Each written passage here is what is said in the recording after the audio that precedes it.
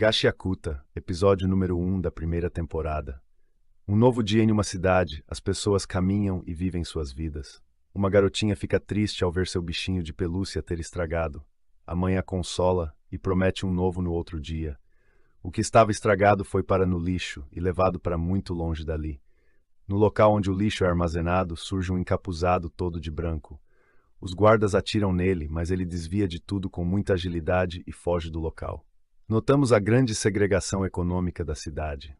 Os ricos vivem em luxuosas casas e apartamentos brancos, enquanto os pobres sucumbem em ruas sujas e casas feitas de restos de outros lugares. O encapuzado é o nosso protagonista, Rudo.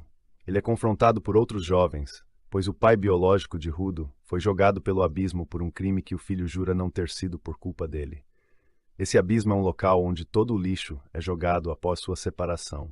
Nessa comunidade em que mora o Prota, os que são vistos como justiceiros aplicam essa dura pena a quem são acusados de crimes. Rudo mora com um pai adotivo e que ele ama muito. O Prota tem um problema nas mãos, o que as deixam escuras. O novo tutor deu a ele um par de luvas e ele se sente muito bem com elas. Rudo conserta o bichinho de pelúcia e dá a uma moça que ele é apaixonado. Com muita dificuldade ele consegue se declarar e ela diz que poderão sair em breve. Rudo volta correndo para casa para contar ao pai, mas ao chegar ao local, um mascarado foge do local e vê seu pai sangrando no chão. Em seus últimos suspiros pede que Rudo fuja, mas é desmaiado na sequência. Ao acordar é culpado pelos justiceiros pela morte de seu pai. Ele é colocado para ser jogado ao abismo, e ao ver a moça que ama acreditar na acusação, ele se quebra por dentro, além de ouvir diversas palavras maldosas dos demais. Rudo explode em raiva e jura fazer os responsáveis pelo crime. Ele vê o culpado em meios populares, mas não há tempo para dizer mais nada ao despencar pelo abismo. Em meio à caída que parecia sem fim, uma luz toma conta de Rudo e ele consegue pousar em segurança. Algo inacreditável, pois o normal seria o fim dele com a queda. Ao olhar por todos os lugares, vê montanhas de lixo e uma delas começa a se mexer. Uma criatura monstruosa toma forma junto dos detritos. Chegou a hora de sobreviver, Rudo. Gashiakuta, episódio número 2 da primeira temporada. Rudo vê uma criatura imensa de lixo correndo atrás dele. O Prota foge como pode, mas o monstro, que já era um problema, acaba se transformando em 3. Eles vão atacando o Prota, que vai conseguindo escapar dos ataques. Entretanto, um gás tóxico que soltam pela boca envenena o Prota, que vai ficando mais fraco e cuspindo sangue. Parecia ser o fim de Rudo, mas seu desejo de vingança era mais forte. Ao pegarem uma barra de ferro, ela energiza e Rudo consegue lutar contra os monstros. A briga segue por muitos minutos e a cada momento Rudo fica mais fraco pelo envenenamento, mas mesmo assim consegue com um pedaço de telha destruir um dos monstros. Outra criatura ainda maior usa o rugido que faz Rudo voar longe aos pés de um homem mascarado e com um guarda-chuva. O homem coloca uma máscara de gás em Rudo e pede que ele faça silêncio. Mas o Prota, cheio de dúvidas de tudo aquilo, começa a berrar. O homem perde a paciência e berra de volta. Todo esse barulho traz mais de 20 monstros de lixo para a luta. O mascarado evolui seu guarda-chuva em 2 ocasiões e consegue derrotar todos os monstros. Rudo fica fascinado com esse poder, mas com as lesões que sofreu com o gás, ele acaba desmaiando. Engine é o mascarado que salvou Rudo.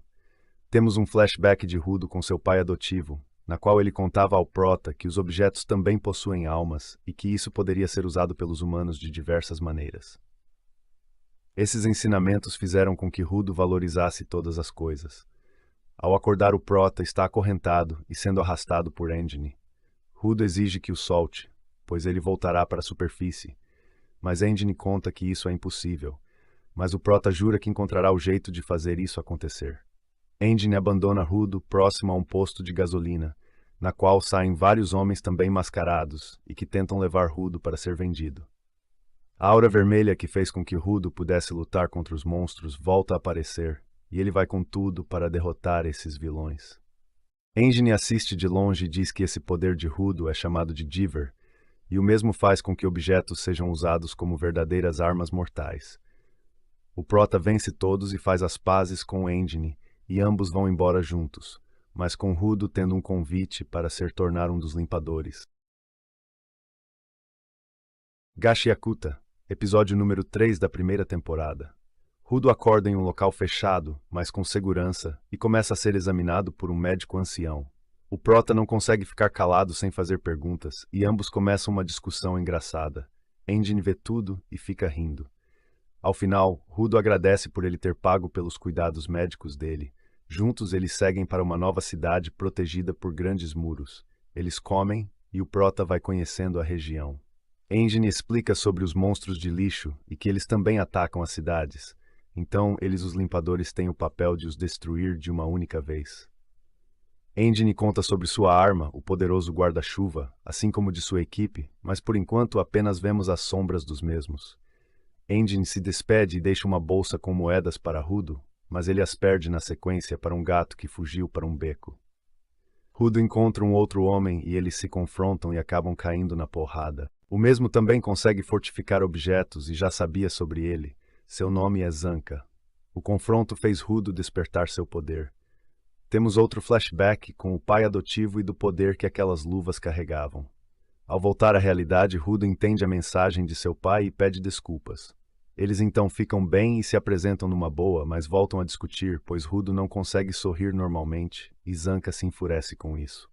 Rudo mostra seus poderes e eles lutam por alguns momentos. Rudo se defende bem com um esfregão e um desentupidor cheio de fezes, e Zanka enlouquece de puro nojo.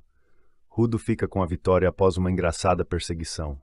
Engine passa de carro e leva ambos embora e ri por longos momentos de toda a situação vexatória e de muito odor que Zanka passou. Rudo fica sem graça. Conhecemos outra limpadora de cabelos vermelhos, Ryo. Ela gosta de Rudo logo de cara e fica brincando com o cabelo dele. O prota faz de tudo para não sangrar pelo nariz, se é que me entendem. No episódio 4 de Gashiakuta, o negócio começa a pegar fogo de verdade. Logo de cara, a gente já cai numa luta insana do Rudo, cheia de tensão, golpe pra todo lado e aquele clima de que qualquer vacilo pode ser o fim. Dá pra ver claramente que o moleque tá evoluindo, não é mais só aquele garoto rebelde, agora ele luta com garra, estratégia e com o peso de proteger os limpadores que estão do lado dele. E não para por aí. Depois da batalha, rola uma perseguição eletrizante, daquelas que deixam a gente colado na tela. É ação pura, sem descanso, e dá pra sentir que o Rudo tá se transformando num novo homem no meio do caos. Mas o episódio também sabe dar uma respirada. Entre uma pancadaria e outra, aparecem uns flashbacks que jogam luz no passado do Rudo. Esses momentos são bem importantes, porque mostram de onde vem a dor dele, o que o motiva e até os fantasmas que ele carrega. Isso deixa o personagem mais humano e faz a gente torcer ainda mais pela vitória dele, e claro, não dá pra esquecer da Ryo. A ruiva é simplesmente um espetáculo nesse episódio. Com movimentos rápidos e certeiros, ela rouba a cena na finalização do combate. E quando saca a mega tesoura para cortar as antenas do monstro, mano, é de arrepiar. E ainda rola uma novidade no enredo, um elemento brilhante que aparece dentro da cabeça dessas criaturas. Mistério novo na área. A parte técnica continua impecável. As lutas são animadas com ângulos dinâmicos que deixam a adrenalina lá no alto, e a trilha sonora dá o tom perfeito, tensão nos combates, calmaria nos flashbacks. Esse equilíbrio faz o episódio voar sem perder ritmo. Para fechar, tem também umas interações entre Rudo e outros personagens que já deixam no ar futuras alianças, mas também possíveis conflitos. Tudo indica que o passado do Rudo não só o persegue, como pode ser o maior vilão da história. No episódio 5 de Gashiakuta, a adrenalina só aumenta. Logo de cara já tem mais uma luta braba pro Rudo, e dessa vez a coisa pega pesado. Ele precisa usar não só a força, mas também a esperteza para não virar poeira. A coreografia da batalha é cheia de movimento, rápida, e mostra que ele tá crescendo como lutador, mas ao mesmo tempo revela que ainda é vulnerável. O poder dele é incrível, mas fica claro que ele ainda tá aprendendo a dominar essa parada. E é aí que aparecem os Raiders. Esses caras chegam com aquelas roupas brancas que até enganam de primeira, mas na real carregam pura maldade. Enquanto isso, o anime explica uma das maiores curiosidades do mundo: os monstros de lixo nascem da energia negativa das pessoas, das emoções podres que elas preferem jogar fora em vez de encarar. Tudo isso vai se acumulando até virar uma criatura irracional, feita só de ódio, pronta para destruir qualquer coisa que aparecer na frente. Na base dos limpadores, o Rudo até recebe uma festa de boas-vindas, mas o clima não fica leve por muito tempo. Ele sente a frustração de não estar ajudando como gostaria, e acaba se isolando. Dá para ver que o desejo dele é ser mais forte, mas também que não dá para pular etapas. Logo em seguida, uma nova missão cai no colo deles. Rudo parte junto de Zanka e outros limpadores, mas tudo dá errado rapidinho.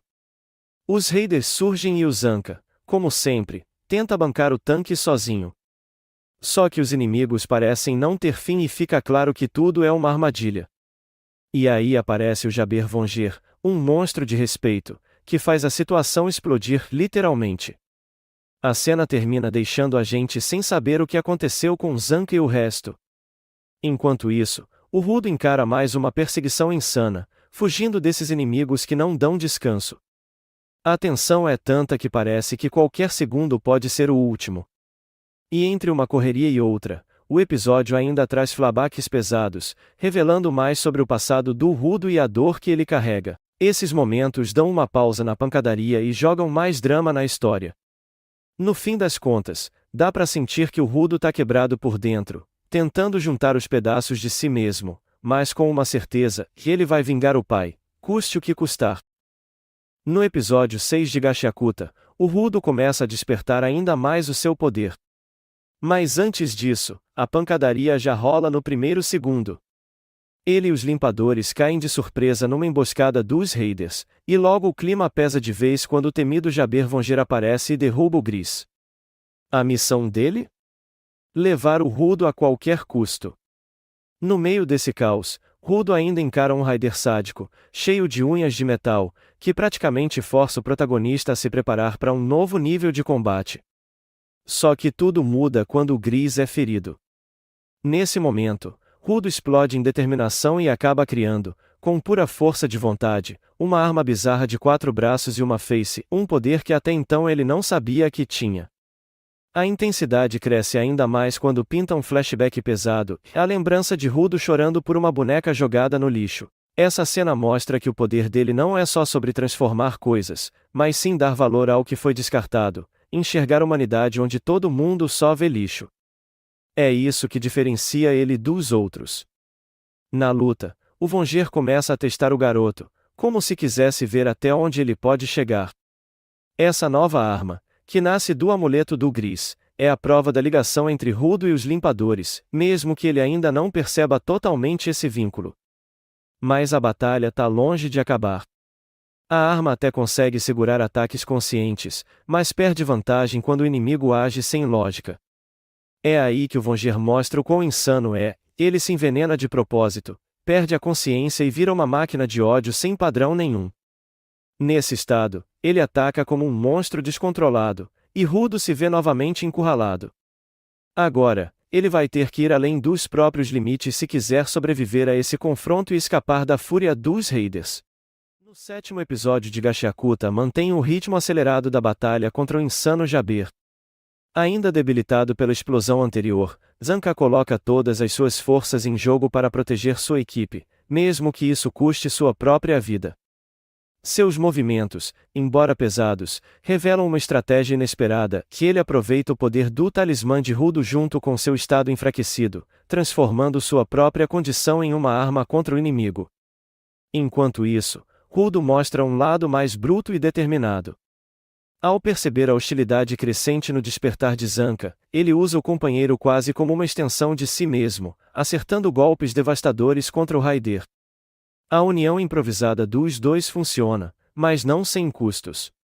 Durante o confronto, o talismã de Gris começa a se desintegrar em cinzas diante dos olhos de Rudo, que sente o peso da perda e a fragilidade dessa arma tão valiosa. O protagonista entende que, em situações extremas, seu poder pode acabar destruindo os talismãs de seus aliados, e essa consciência promete marcar sua evolução para o futuro. Mesmo assim, Jabber continua imprevisível. Após se envenenar, ele entra em um estado berserker, sem qualquer sinal de hostilidade consciente, o que o torna ainda mais perigoso. Para se manter de pé, ele chega a se injetar anestesia, prolongando sua resistência. Ainda assim, consegue envenenar Zanka antes de bater em retirada. Usando uma boca de lobo, um dispositivo de teletransporte, o vilão escapa junto com seus capangas. Na hora certa, Engin e Ryo aparecem com força total.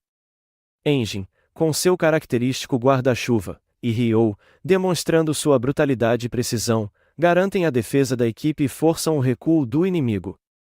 Essa demonstração de poder dos limpadores reafirma o peso deles dentro da organização. Apesar da vitória parcial, o preço é alto. Gris continua fora de combate, o que mexe profundamente com Rudo, que sente o baque de ver um companheiro cair em missão. O episódio fecha deixando claro que, mesmo com a equipe ainda de pé, o mundo caótico de Gashakuta só vai cobrar mais sacrifícios daqui pra frente. No episódio 8 de Gashakuta, a gente tem aquele respiro depois da treta pesada com o Jabber.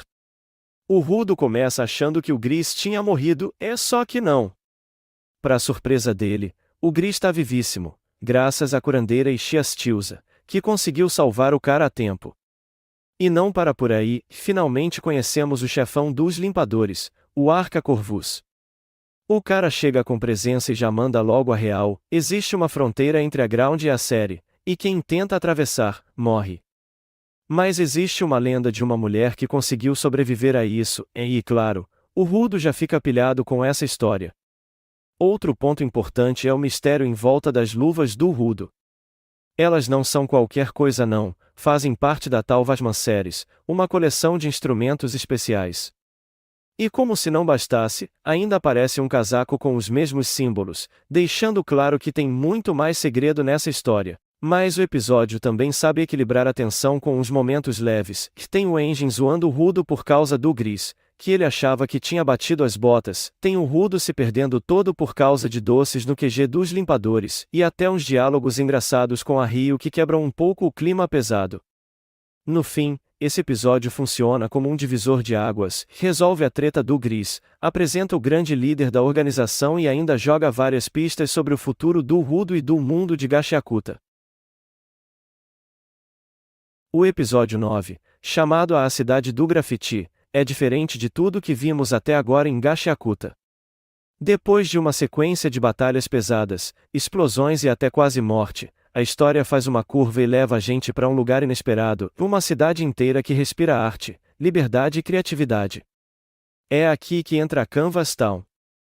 Logo de início, temos o Arca Corvus autorizando uma nova missão para os limpadores, que ir até Canvas Town, uma região única nesse mundo quebrado.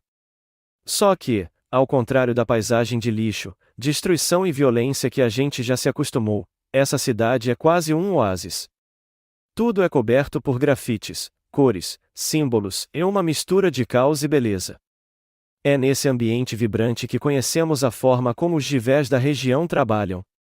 Aqui, a arte não é só expressão, é literalmente poder. Cada traço pode se tornar um feitiço, uma defesa ou até uma arma.